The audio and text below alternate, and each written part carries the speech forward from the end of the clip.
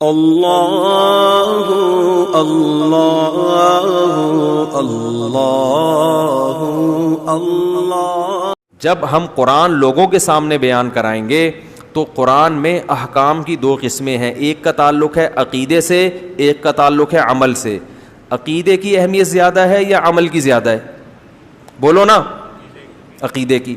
اب عقیدے کی اہمیت زیادہ ہے تو عقیدے بہت ہیں اسلام میں، ایک توحید کا عقیدہ، رسالت کا عقیدہ، آخرت کا عقیدہ، جنت جہنم کا عقیدہ، فرشتوں کے وجود کا عقیدہ۔ تو ان میں سب سے اہم عقیدہ کون سا ہے؟ توحید۔ اب میں کبھی توحید بیان کرتا ہوں نا تو لوگ اس پہ بھی کہتے ہیں یار یہ کیوں، اس سے تو فلاں مسلک کے لوگوں کو تکلیف ہو رہی ہے، اس سے تو آپ کے ویورز کٹ رہے ہیں۔ تو میں ان سے کہتا ہوں بھائی اگر یہ بھی بیان نہیں کریں گے، توحید بھی اگر کھول کھول کے بیان نہیں کریں گے تو بہتر نہیں ہے کہ میں بھی ایک چھولے کی ریڑھی لگا لوں؟ کیا ہو گیا؟ یعنی اگر قرآن کی جو ایک تو عقیدے سے اس کا تعلق ہے جس کی اہمیت عمل سے زیادہ، اور پھر عقیدے میں سب سے اہم عقیدہ کیا ہے؟ توحید۔ اور توحید میں بھی آگے یاد رکھو توحید کی اپوزٹ کیا ہے؟ شرک۔ توحید کا الٹ کیا ہوتا ہے؟ شرک۔ تو شرک کی نفی کرنا توحید ہی ہے نا۔ تو سب سے بڑا شرک پتہ ہے کیا ہے؟ اللہ کے سوا کسی کو مدد کے لیے پکارنا۔ یہ شرک کی سب سے بڑی قسم ہے اور سب سے خطرناک قسم ہے جس نے ہمیشہ مشرکوں کو برباد، ہر دور کے مشرک اس قسم کے شرک میں مبتلا ہوئے ہیں۔ وہ یہ نہیں کہتے تھے کہ اللہ جیسا اللہ بھی کوئی ہے، وہ کہتے تھے جیسے اللہ سے ہم ڈائریکٹ پکاریں تو بھی ٹھیک ہے، لیکن اللہ نے کچھ اختیارات اپنے بندوں کو بھی دے دیے ہیں، ان کو بھی پکارا جا سکتا ہے۔ اسی شرک کی نفی کے لیے دنیا میں پیغمبر آتے رہے ہیں، اور اسی کے لیے اللہ نے ہم سے ہر نماز کی ہر رکعت میں کہلوایا ایاک نعبد و ایاک نستعین، اے اللہ صرف تیری عبادت کریں گے۔ اللہ کو پتا تھا یہ عبادت کے مفہوم میں گھما دیں گے بات کو، اس لیے اگلا جملہ کہلوایا ایاک نستعین، مدد صرف تجھی سے۔ استعانہ مدد کو کہتے ہیں۔ تو اب یا اللہ مدد کے علاوہ تمام راستے اللہ نے بند کر دیے کہ نہیں کر دیے؟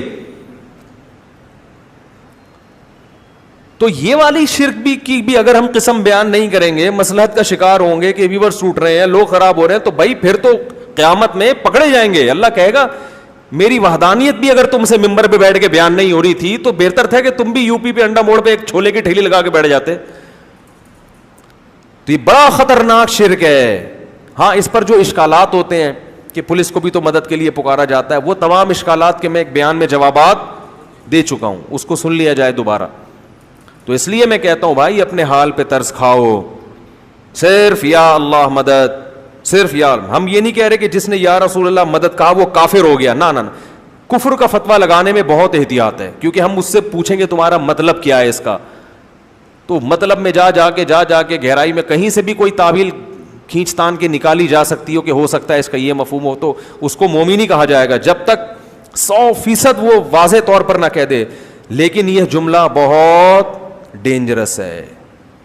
کفر کا فتویٰ دنیا میں لگانے میں تو احتیاط ہے، مگر آخرت میں اللہ بھی احتیاط سے کام لے گا فتویٰ لگانے میں، ایسا نہیں ہے۔ وہ تو ہمارے لیے اللہ نے کہا ہے کہ تم دل کے حال نہیں جانتے، اللہ تو دلوں کا حال جانتا ہے، اللہ کو پتا ہے کون کس نیت سے کہہ رہا ہے۔ تو اس لیے میرے بھائی اپنے حال پہ ترس کھاؤ، اپنے مذہبی رہنماؤں کے کہنے پر توحید کا راستہ نہ چھوڑو۔ عیسائی بھی اپنے آپ کو توحید پرست کہتے ہیں کہ ہم ایک اللہ کو مانتے ہیں، مگر اللہ کو ان کی توحید قبول نہیں ہے۔ تو اگر آپ بھی یا اللہ مدد، یا رسول اللہ مدد، یا علی مدد، یا غوث آدم مدد، سارے اللہ کے علاوہ پتہ نہیں درجنوں لوگ ہیں، اور یا رسول اللہ انظر حالنا، اے نبی ہمارے حالت پر رحم کریں، اے نبی ہماری طرف دیکھ، یہیں سے بیٹھے بیٹھے پکار رہے ہیں نبی کو، اور یہ عقیدہ ہے کہ نبی صلی اللہ علیہ وسلم بنفس نفیس ہماری مدد کریں گے، یہیں سے بیٹھے ہوئے ہمارا کلام سن رہے ہیں، اور خود قبر میں سے ہوتے ہوئے ہماری مدد وہیں سے کر لیں گے کیونکہ اللہ نے آپ کو اختیارات دے دی ہے۔ بھائی یہ شرک ہے، اللہ نے کسی کو کسی کی مدد کا اختیار نہیں دیا۔ ہاں وہ اختیارات جو اسباب کے دائرے میں آتے ہیں، اسباب جس کی کوئی سائنٹیفک لاجک ہو، جیسے پولیس کو مدد کے لیے پکارے تو موبائل آئے گی اس طرح سے، وہ تو لاجک ہے نا اس کی۔ ان لاجک جو مدد ہوتی ہے کہ جس میں کوئی ذرائع یا اسباب نہ ہو، یہ مدد صرف کون کر سکتا ہے؟ اللہ۔ اس کا اللہ نے کسی کو اختیار نہیں دیا۔ تو ہم نبی صلی اللہ علیہ وسلم کے بارے میں عقیدہ رکھتے ہیں تمام پیغمبروں کے سردار، بلکہ بعد از خدا بزرگ توئی قصہ مختصر، اللہ کے بعد نبی ہی کا مقام ہے، قصہ مختصر. شاعر نے کیسی پیاری بات، شاعر نے کہا تم نبی کی شان بیان کرتے ہو، کہہ رہے میں مختصر بات کر کے گل ویلے دی تے پھل موسم دا قصہ ہی ختم کر دیتا ہوں. بعد از خدا بزرگ توئی، اللہ کے بعد کون ہے؟ پیغمبر. جس کی بھی تعریف کی جائے نا، اس سے اونچا مقام کس کا ہے؟ نبی کا. پھر آپ کسی کی تعریف کریں، زمین آسمان کے قلابے ملا دیں، وہ تعریف نبی کی تعریف نہیں ہوگی، نبی کا مقام اس سے اونچا ہوگا. سب سے اونچے کون ہیں؟ نبی. لیکن اختیارات نہیں ہیں، بگڑی نہیں بنا سکتے کسی کی، کسی کو اولاد نہیں دے سکتے، کسی کو روزی نہیں پہنچا سکتے، کسی کی بگڑی نہیں بنا سکتے، اور چاند کے 2 ٹکڑے نہیں کر سکتے. لوگ کہتے ہیں چاند کے 2 ٹکڑے بھی تو وہ نبی نے نہیں کیے، وہ اللہ نے کیے ہیں. نبی کو حکم تھا اشارہ کر دیں میں ٹکڑے کر دوں گا. تبھی نبی سے مشرکین اور بھی معجزوں کا مطالبہ کرتے تھے، آپ یہ کریں آپ یہ کریں. نبی نے فرمایا کہ سبحان ربی هل كنت الا بشر رسولا، میں تو انسان ہوں بھائی، میں یہ نہیں کر سکتا کہ یوں اشارہ کروں نہریں جاری ہو جائیں، میرے میں اختیارات تھوڑی ہیں. تو اللہ نے کر دیے تھے ٹکڑے، اللہ نے مجھے حکم دیا تم آپ اشارہ کریں تو میں کر دوں گا. تو جب اللہ کرنا چاہتا ہے، میں نے اشارہ کیا اللہ نے کر دیا، اب اللہ نہیں چاہ رہا تو میں کہاں سے کروں گا بھائی؟ نہیں ہو سکتا. یہ جگہ جگہ نفی کی گئی ہے، جگہ جگہ نفی کہ میں نہیں کر سکتا، میں انسان ہوں. وَلَوْ كُنْتُ عَالَمُ الْغَيْبِ لَاسْتَكْثَرْتُ مِنَ الْخَيْرِ، اگر میرے پاس اللہ کی طرح غیب کا علم ہوتا، مجھے سب پتا ہوتا مستقبل میں کیا ہونے والا ہے، تو مجھے تو کبھی کسی قسم کا کوئی نقصان ہوتا ہی نہیں. یہ میں قرآن کی آیتیں پڑھ رہا ہوں آپ کے سامنے، 2 ٹوک عقیدہ قرآن نے بیان کیا، اس میں کوئی کنفیوژن باقی نہیں رکھی ہے. ما کانا کا وما یکونو، جو پہلے ہو چکا سارا کچھ نبی کو اس کا بھی علم تھا، جو بعد میں ہوگا اس کا بھی علم تھا.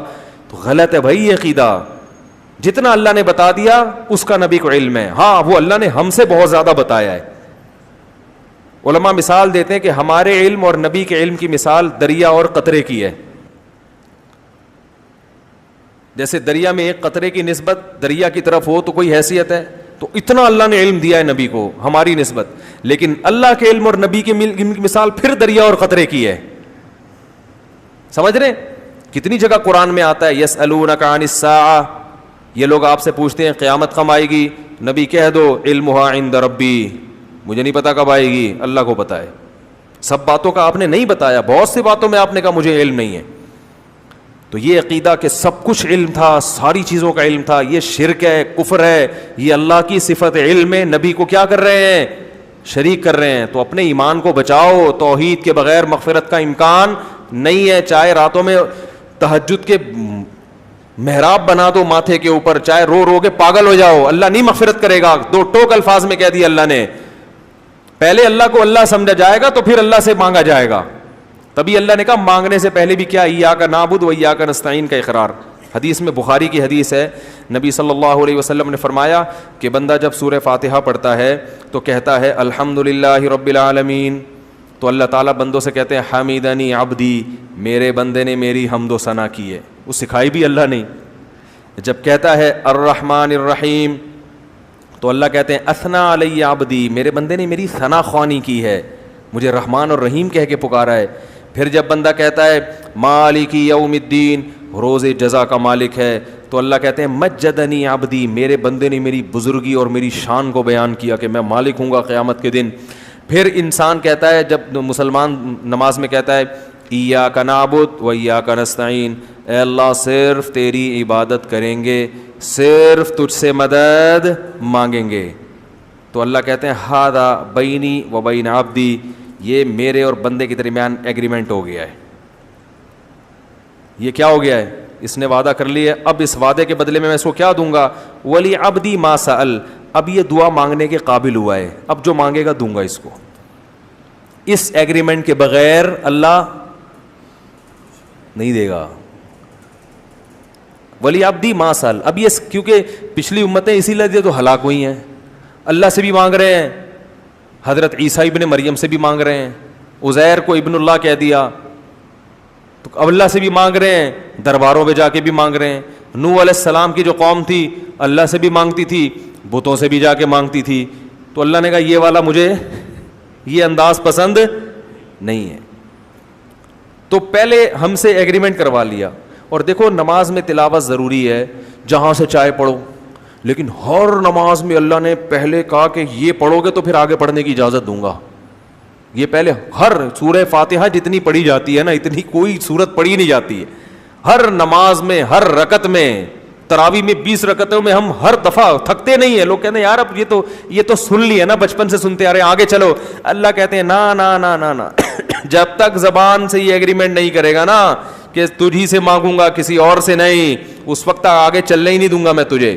20 کیا 40 بھی پڑھے گا تو ہر دفعہ یہی پڑھنا پڑے, پھر تہجد میں اٹھے گا پھر یہی پڑھنا پڑے, فجر کی 2 سنتیں میں پھر یہی ایگریمنٹ, مرتے دم تک یہ ایگریمنٹ تجھ سے کرواتا رہوں گا. اور ہم نماز کے سلام کے بعد اسی ایگریمنٹ کی دھجیاں اڑانا شروع کر دیں, کتنی بڑی اللہ کے غضب کو دعوت دینے والی بات ہے.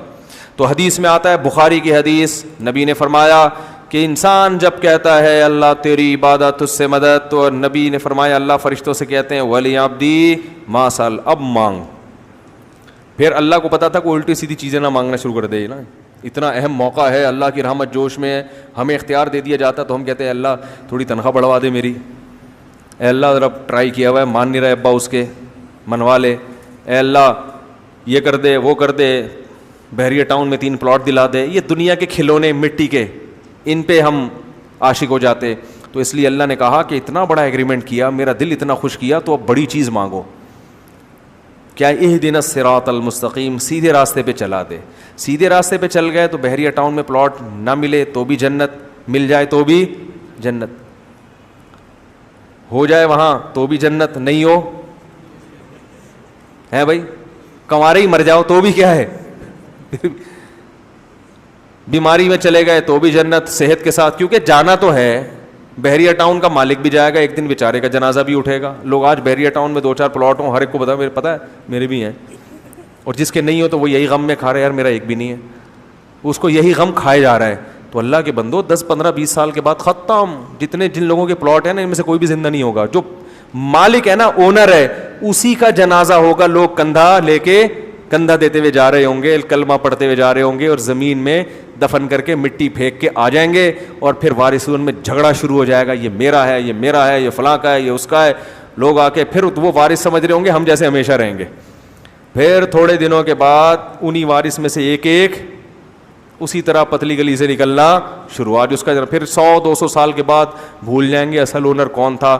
اسکول میں پڑھایا جائے گا. ایک دفعہ کا ذکر ہے کہ ایک شخص کے دل میں خیال آیا, once upon a time there was a man, جس نے یہ ہی پلانڈ, شعر ہو گیا کہ نہیں ہو گیا, دیر was a main he planned, اس نے یہ پلان بنایا کہ جناب ایک بحریہ ٹاؤن میں اس طرح کرنا چاہیے. اور پھر آج یہ اسی کی کاوشوں کا نتیجہ ہے, ونس اپون اے ٹائم. تو یہ سب ونس اپون اے ٹائم بن جائے گا نا, ایک دفعہ کا ذکر ہے. تو ایسے ہی ہوتے ہوتے ہوتے سارے جا رہے ہیں. تو اس لیے اللہ نے کہا بھائی فوکس کس چیز کو کرو, اہدنا الصراط المستقیم, اے اللہ سیدھے راستے پہ چلا دے.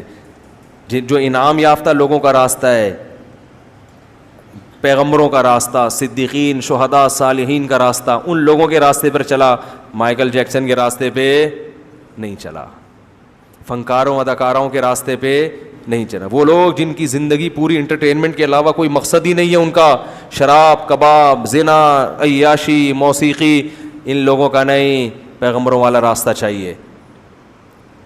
تو اس لیے توحید کے معاملے میں اللہ بہت حساس ہے.